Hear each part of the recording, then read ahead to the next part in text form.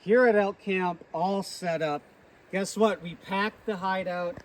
Now there's different ways to preserve it. You can put it in a freezer, or you can use salt, which is what we're gonna do here.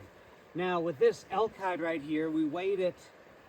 It weighed close to 60 pounds, 58, 57 pounds. And so this is freshly skinned as of a couple days ago off an elk. Now, it's not fleshed. As you can see, all this meat on here, this meat, it means that the hide is not fleshed. So when all of this, if you leave this on a hide, it's gonna rot. And so the reason that everyone fleshes the hide is so it doesn't rot. Now there's a couple different ways you can flesh it. You can put it on a beam, a round beam, and you might have seen that on another video, and you scrape all this off, all the meat off, and get down to a membrane. But for now, we don't have a freezer that we're gonna use for this. What we're gonna do is we're gonna salt it. And so you don't have to flesh all this off.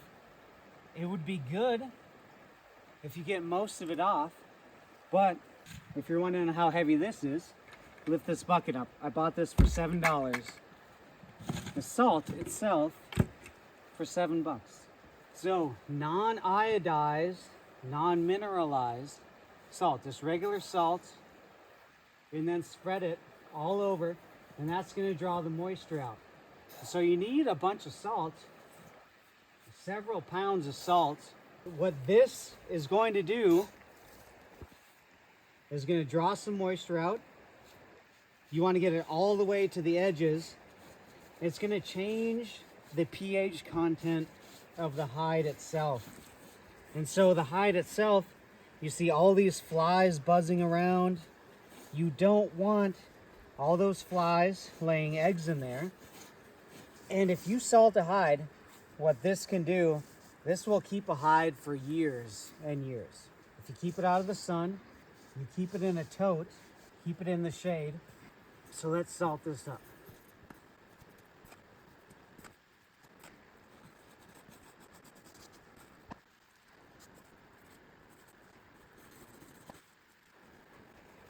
So if you want to see a video on one of the experts of vegetable tanned leather, check out Skill Cult's channel, Skill Cult. And he's done all these vegetable tan, bark tanned.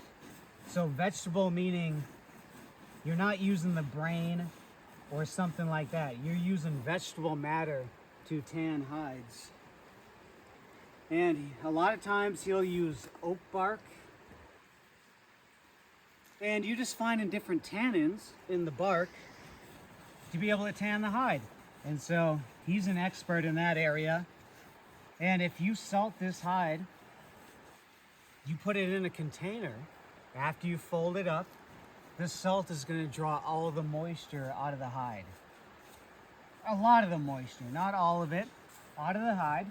And it will keep for years. And some people say indefinitely if it's in the right conditions. You see all these flies can't lay eggs in here. So I'm going to keep putting salt on here, being liberal with it, and we'll fold it up. Make sure you get all the way to the edges. So a misconception is that you need to flesh all of this. Take it all off, all that flesh off, before you put the salt on. That's the beauty of this technique, is you can leave all this salt on here, rinse it off afterwards. You wait for everything to be ready. Wait for when you're ready, rinse it off, put it on your fleshing beam, and then take all the flesh off and work the hide when you want to. Looking good. Looking good. Now, if you're going to freeze it or do this technique, fold it skin side in. Skin side in. Then you could roll it up. You could fold it one more time.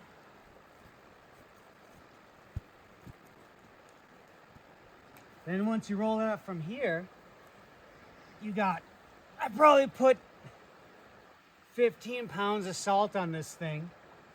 Prop it up on something, angle it downwards, and we'll switch it around.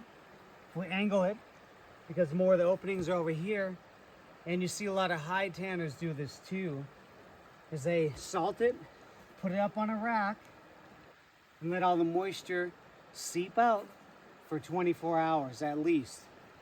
But it'll keep for as long as you want. Keep it out of the sun. 59 pounds before the salt, but we have the weight of the salt on here. Cool, you get, now we're at 63 pounds. And then check out how much moisture came out of this. That we drew out of the hide with that salt. Oh, and we caught a mouse too. Good survival food.